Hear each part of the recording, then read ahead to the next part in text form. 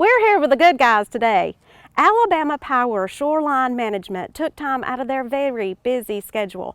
They manage 3,500 miles of Alabama lakes, 12 lakes in our state. And today they're at Lake Martin to talk to us about our beautiful water. And we thank you so much for what you do. You keep our values high. Well, thanks, Paige. Thanks for letting us come out today and spend some time with you on the water. We hope by the end of this episode that people will have a better understanding of our permitting program, the why, the what, and the how. And also have an understanding that what we're trying to do is really work with the local communities, the homeowners associations, to try to protect the value of Lake Martin, as we do in all of our lakes. It's, hopefully over time, through our efforts and the collective efforts of the community, the community will develop, Lake Martin will develop, and everybody will benefit from what we're trying to accomplish at Lake Martin.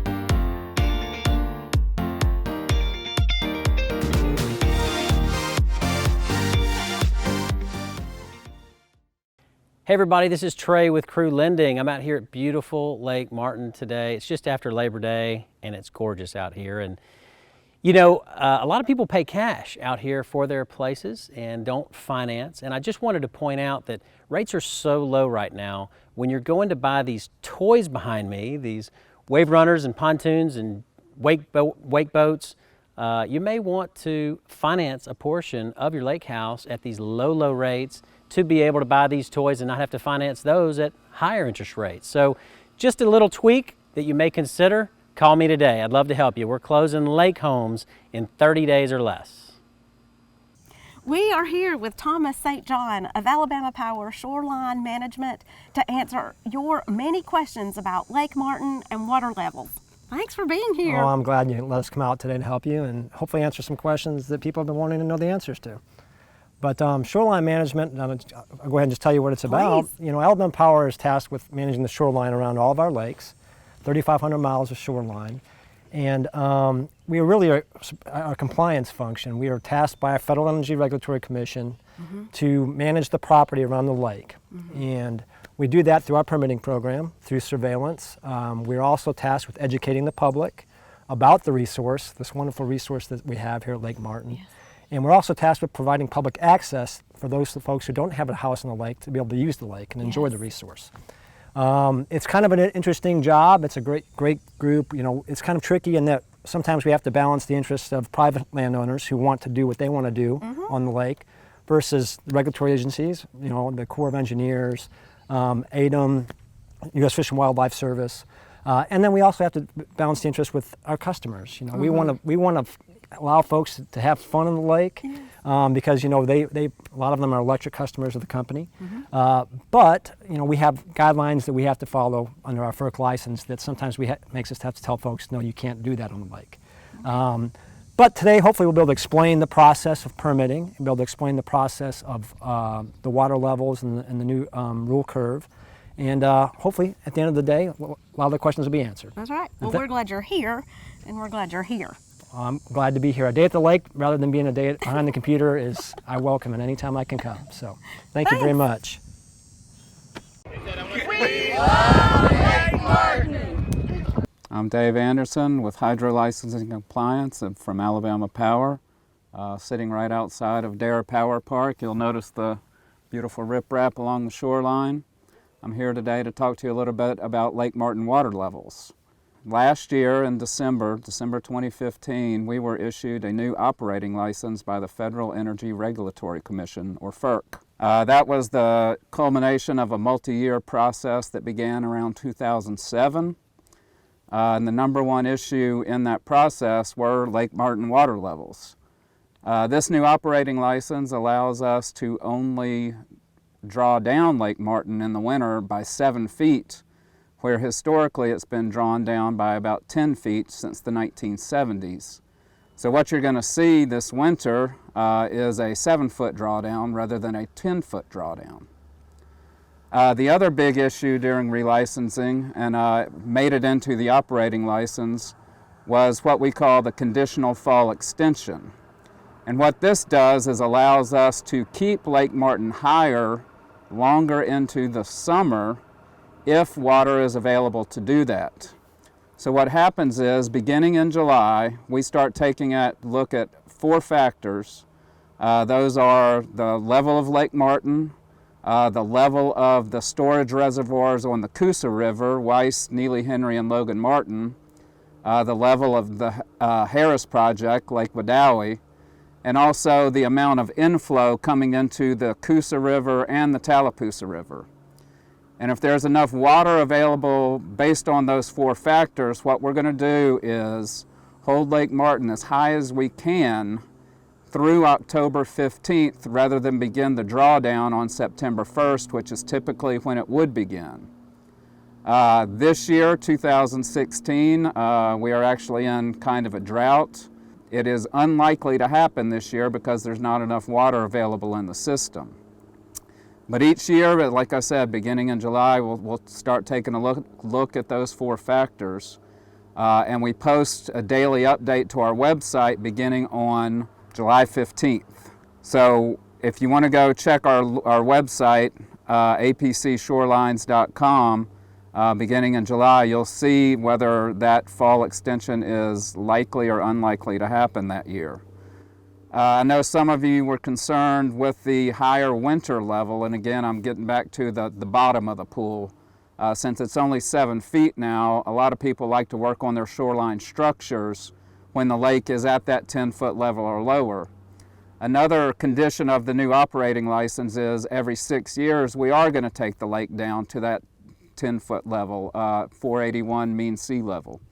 What that will do is allow people to get out there and work on their piers, their seawalls, any riprap projects. But of course, before that happens, you need to contact our local shoreline office. This 6-year drawdown will only happen if we think the chances of us filling Lake Martin the next spring are good. So if we are in a drought, that 6-year drawdown won't happen. But if it looks like there's a good chance we'll fill Lake Martin, it should happen the first time in 2021. If you're interested in Lake Martin water levels, you can always download our app. It's available in the App Store or the Google Play Store. It's APC Shorelines is all you'd have to search for. And that provides you with daily water levels, generating schedule, maps of the reservoir, and information about our shoreline office. Hi, we just sold our house with Paige Patterson and we love Lake Martin. Hello, I'm Rhett Hanks with Alabama Power, Shoreline Management on Lake Martin. I'm here to talk about our permitting process a little bit. As you can see behind me, I have a temporary construction sign because we are on site at a recently permitted shoreline lot. What I'd like to tell you today is a little bit about our permitting process. Generally, it's going to begin when a shoreline lot owner or a developer contacts us, usually with a phone call, and request an on-site meeting to discuss their proposed shoreline activities, which could include bank stabilization, could include stationary docks, open boathouses, boat ramps, anything along those lines. And what we'll do then is usually meet the customer or the potential permittee on site, discuss their plans or their needs, and determine whether or not what they'd like to do meets our permitting guidelines. And if so, we'll help them fill out and apply for their shoreline use permit through us. And if you'd like to talk a little bit about the specifics of our requirements, as far as bank stabilization goes, there needs to be a need for it, meaning there should be some erosion present. And our preferred method is going to be the installation of riprap. Although we can permit other methods such as poured in place concrete walls, wooden seawalls, sometimes they're whaler style with posts in front, stacked stone walls, which are becoming more popular, geostone block walls. It needs to be completed as close to the existing high water mark as possible, or within, say, 24 to 30 inches. Anytime we permit a wall of some sort as bank stabilization, there has to be a course of riprap at the toe. It's a requirement of our permit. And if the potential permittee is inquiring about building an overwater structure, such as a boathouse, stationary dock, something along those lines, what we'll do is make sure that they have the amount of shoreline needed to accommodate the proposed structure. And if so, we'll ensure that what they're looking to build is going to meet all of our size and length requirements. Those things are what we're going to look at first. If those requirements are met, we'll move forward and issue the permit and give the permittee up to 12 months to complete their project. If a permittee foresees that they may not be able to complete their project within the time period, which will be 12 months, just call us. Call us maybe a little bit in advance when you realize it's looking like, you know, hey, I may not get it done, and we'll take care of it. Probably issue another permit, potentially extend the pre-existing permit for a very short amount of time. After the 1 year's time period is up, we would do what we call a closeout of the permit, at which time we would make a site visit, compare what's been built to what was permitted to be built, make sure everything was done according to the permit. We would remove our temporary construction sign and install a permanent triangular metallic sign with a specific permit number somewhere along the shoreline that's visible by water. And at that time, you know, you're permitted, your structures are good. Just call us, you know, if they need maintenance, you know, and we can issue a maintenance permit, which will be no charge to the customer. As you know, Lake Martin's in-service date was December 31st, 1926, so it's an older reservoir. And anytime you have an older reservoir, there's going to be some older structures in the project boundary. And for that reason, we have a legacy permitting program. And what that does is it allows us to take a look at some of these structures, and in most cases, we can permit minor maintenance.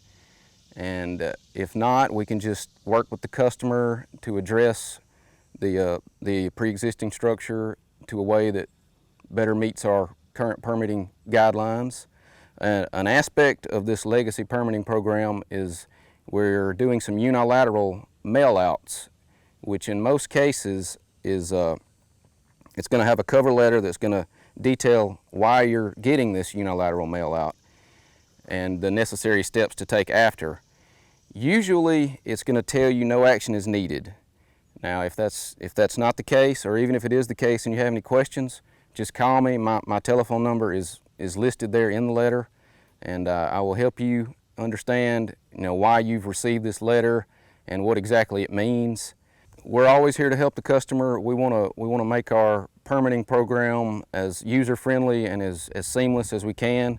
So please just call us if you have any questions, or if you look to make any kind of improvements along the shoreline or within the project boundary, and we will help facilitate that and expedite that and make it happen for you. And like I say, we appreciate you working with us and calling us, because we're here to help. We're the Jamesons, and we love Lake Martin. Well, we hope you like what you saw today. If you would like to learn more, please reach out to Alabama Power for their gorgeous publication, Shoreline's Magazine. Yes, our Shoreline's Magazine is a magazine we do on a quarterly basis that basically gives human interest stories about the Lake Martin and all of our lakes. And it's also recipes, you know, things going on at the lake community. It's just a great way to reach out to the community also and educate the public about the resource. And also, again, please don't forget, if you have any questions about Lake Martin, please feel free to contact our Shoreline Management office. Thanks for watching.